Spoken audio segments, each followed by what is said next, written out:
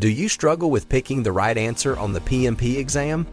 In this video, we're breaking down 6 difficult PMP exam answer choice patterns designed to trip you up, and we will go over a practice question for each pattern together. Recognizing these patterns will help you think like PMI, eliminate wrong options more confidently, and increase your chances of choosing the best answer on exam day.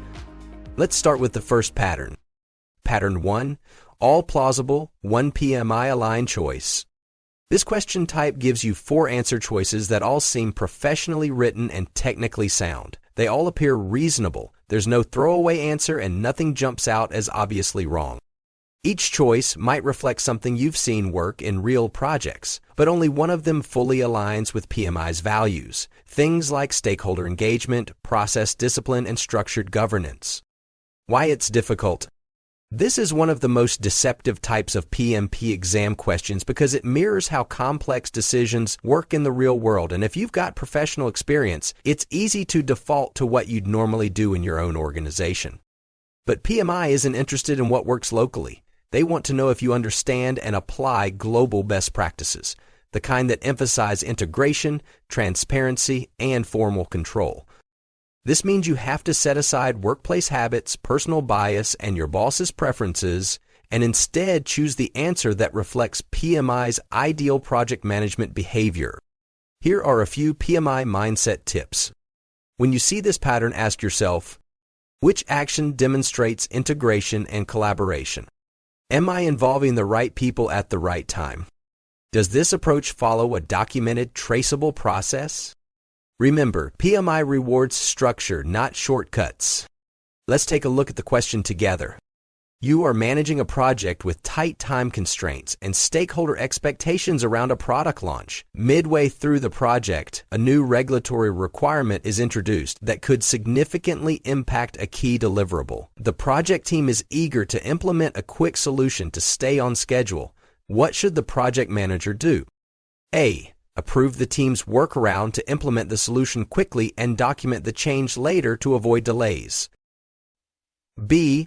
Immediately inform the stakeholders and adjust the schedule to reflect the solution proposed by the team.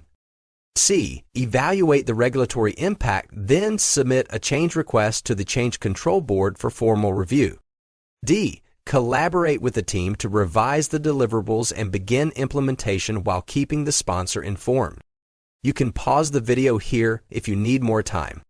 The correct answer is C. This is the most PMI-aligned response. When faced with a regulatory change that could impact a deliverable, PMI expects the project manager to assess the impact and follow formal change control procedures. Submitting a change request ensures proper documentation, review, and authorization by the Change Control Board, which is essential for maintaining project integrity.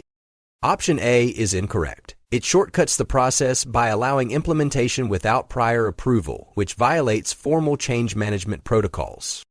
Option B is incorrect. It involves stakeholders but fails to follow the governance required by PMI before implementing changes. Option D is incorrect. It sounds collaborative and responsible but bypasses the Change Control Board. Even with sponsor awareness, it's still acting without formal authorization. Okay, let's move on to the next pattern if you are ready.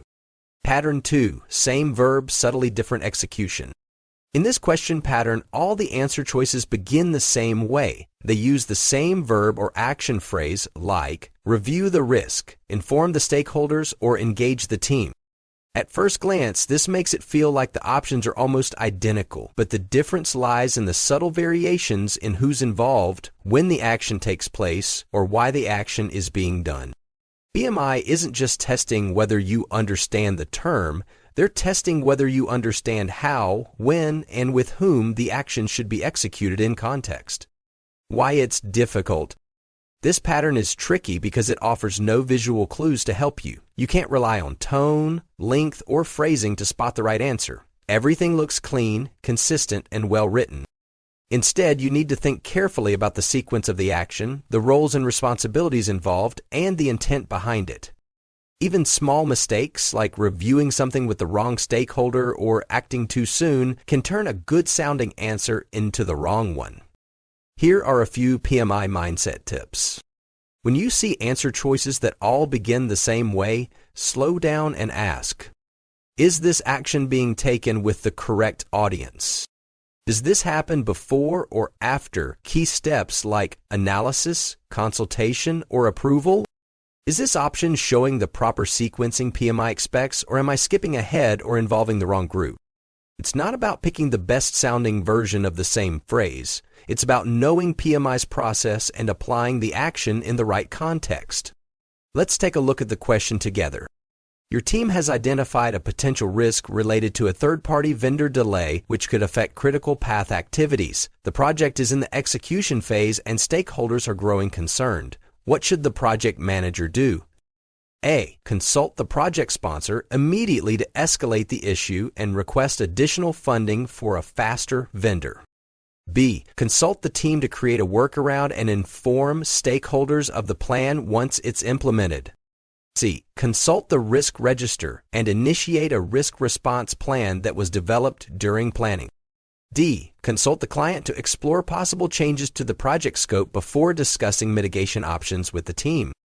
You can pause the video here if you need more time.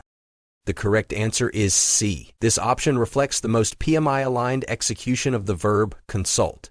PMI expects the project manager to follow risk management processes, which include consulting the risk register, reviewing predefined response strategies, and acting in a planned, structured manner. Option A is incorrect. It skips structured analysis and jumps straight to escalation, which should be a last resort after evaluating existing plans.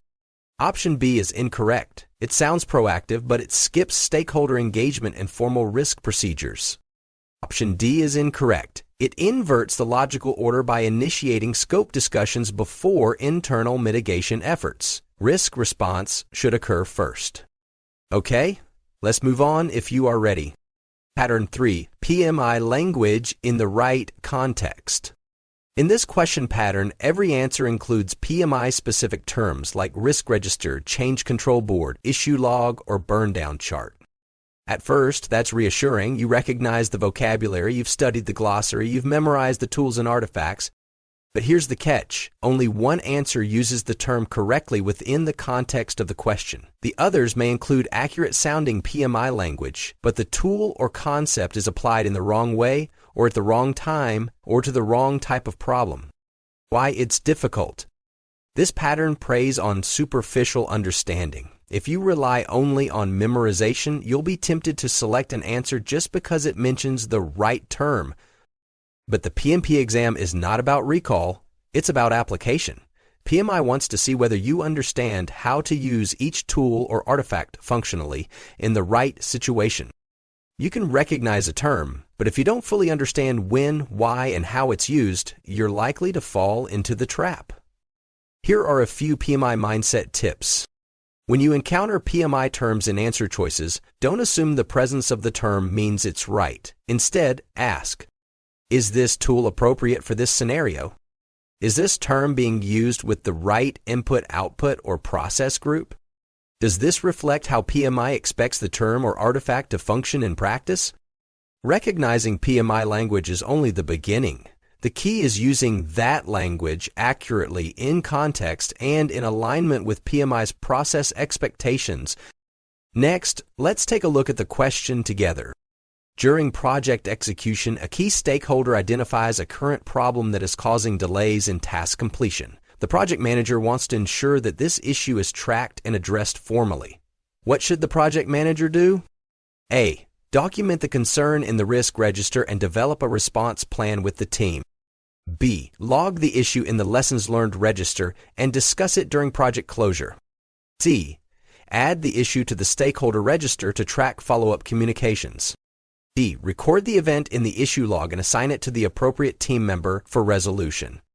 While you pause the video, if you find this video useful, your like and subscribe will be greatly appreciated and help us create more useful content like this. Alright, the correct answer is D. The issue log is the correct tool to document problems that are actively impacting the project. It allows the team to track, assign, and resolve issues as part of execution and monitoring. Option A is incorrect. It misapplies the risk register, which should be used for uncertain future events, not current issues. Option B is incorrect. It incorrectly uses the lessons learned register, which is part of the project's closure phase, not active issue resolution. Option C is incorrect. It misuses the stakeholder register, which focuses on stakeholder attributes and engagement planning, not tracking project problems. Let's move on to the next pattern if you are ready. Pattern 4, PMI sequence adherence. This question pattern gives you several answer choices that all involve valid project management steps. The twist? They're presented in different orders. Every action in the options may seem reasonable, but only one of them follows the correct sequence according to PMI's process model. At first glance, it may feel like the question is about what to do, but really it's about when to do it. Why it's difficult? This pattern trips people up because we often assume that if an action is valid, it must be correct. But PMI cares just as much about timing and structure as it does about substance. If you choose an action that's technically correct, but taken out of order, you're still wrong. And in high-pressure exam situations, it's easy to jump to the step you're most familiar with, skipping over earlier steps like assessment, consultation, or stakeholder engagement. This pattern rewards those who understand PMI's process flow, not just the tasks, but the order in which they should occur. Here are a few PMI mindset tips. To stay on track, ask yourself, what should happen first in this process? Am I acting before I understand the problem or before I have involved the right people? Does this sequence follow PMI's logical flow of assess, consult, decide, then act? PMI rewards structured decision-making, so when a question tests your knowledge of order and timing, slow down and follow the process, not just your instincts. Let's take a look at the question together. A competitor's recent market release is expected to shift customer expectations and potentially render your project's current deliverables less valuable. Senior stakeholders express urgency in adjusting the scope and delivery features. What should the project manager do next? A. Present the situation to the sponsor to align on strategic direction and gain support for potential scope adjustments. B. Evaluate how the competitor's product impacts business value, update the business case if needed, and initiate a formal change request. C. Conduct a brainstorming session with the team to rapidly generate scope alternatives that address the new market condition. D. Inform all stakeholders about the competitive risk and begin revising the product backlog to include new priorities. You can pause the video here if you need more time. All right, the correct answer is B. PMI's methodology requires the project manager to assess the impact and validate alignment with business objectives before any other action. If that assessment indicates the project no longer delivers the expected value, the business case should be updated and only then should a formal change request be initiated. Option A is incorrect. The choice is appealing. It involves sponsor alignment, which is important. But PMI expects the PM to come to the sponsor with a well-informed impact analysis, not before. It's a good follow-up action, but not the correct next step. Option C is incorrect. It skips strategic assessment and jumps to solution mode, which may be premature. Option D is incorrect. It skips formal analysis and decision-making and takes action too soon by revising the backlog. Let's move on to our next pattern if you are ready. Pattern 5, Stakeholder Handling Nuance. This pattern focuses on how you deal with stakeholders, and every answer choice will reflect some form of stakeholder interaction. At first glance, all options may seem like valid approaches. They involve engaging, informing, or managing people involved in the project, but only one answer reflects PMI's ideal approach to stakeholder relationships, which centers on transparency, collaboration, and influence without authority. The wrong answers often sound assertive or decisive, but they contradict PMI's emphasis on trust building and inclusion. Why it's difficult? This pattern is especially tricky for people who are used to leading from authority or making quick decisions in the interest of speed or results. You might see a tempting answer that removes a difficult stakeholder from communications, escalates the issue immediately, or pushes ahead without alignment, all of which might solve the immediate problem in your real-world job. But PMI doesn't reward avoidance or command and control thinking. PMI emphasizes servant leadership, stakeholder engagement, and proactive alignment. If your answer bypasses collaboration, even if it feels efficient, it's likely not the PMI-approved path. Here are a few PMI mindset tips. When handling stakeholder issues, ask yourself, am I building alignment or bypassing it? Would this approach maintain transparency and stakeholder trust? Am I using influence or relying on authority? The right answer usually involves listening, clarifying concerns, and working through issues collaboratively, even when it's harder or slower. Stakeholder relationships aren't a side task in PMI's world, they're central to successful project delivery. Let's look at the question together. A key stakeholder has been publicly critical of your project during recent meetings. Their comments have started to affect team morale and undermine confidence in project direction. What should the project manager do next? A. Acknowledge the stakeholder's concerns during the meeting and provide a detailed update to address each issue raised. B. Request that the stakeholders share their input in one-on-one settings to maintain meeting productivity and morale. C. Coordinate with the sponsor to ensure the stakeholders' expectations are realistic and aligned with project goals. D. Meet with the stakeholder privately to understand their concerns and work toward resolving the underlying issues collaboratively. You can pause the video if you need more time. The correct answer is D. PMI advocates for transparent, empathetic stakeholder engagement and expects project managers to manage conflict directly through active listening and relationship building. Meeting privately demonstrates maturity, leadership, and the ability to de-escalate in a professional and respectful way. Option A is incorrect. It shows openness, but addressing detailed concerns in a public forum may lead to defensiveness and won't fix the deeper trust issues. Option B is incorrect. It tries to protect morale, but simply redirecting the stakeholder isn't a substitute for resolving the underlying issue. Option C is incorrect. It has merit if expectations are misaligned, but the project manager should first engage the stakeholder directly before involving the sponsor. It's a secondary step, not the next best action. Let's move on to our final pattern if you are ready. Pattern 6, timing or authority misstep. In this question pattern, all the answer choices describe reasonable project management actions, but the problem lies in when the action is taken or who is taking it. Some choices might show actions taken too early without proper input or analysis. Others may reflect a project manager acting outside their authority, making decisions that require sponsor approval, stakeholder consultation, or formal review. The correct answer is the one that respects both the right timing and the appropriate level of authority. Why it's difficult. This pattern is challenging because all the options sound functional. If you don't slow down and think about sequence and governance, it's easy to pick an answer that jumps ahead or takes a shortcut. PMI expects disciplined project management. That means waiting until you have approval before acting and ensuring the right people are involved in decisions. Acting prematurely, even with good intentions, can result in the wrong answer. This is especially tough for high-performing professionals used to taking initiative.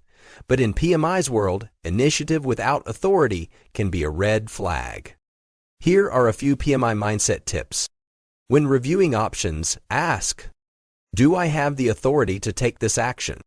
Have I involved the right people before acting?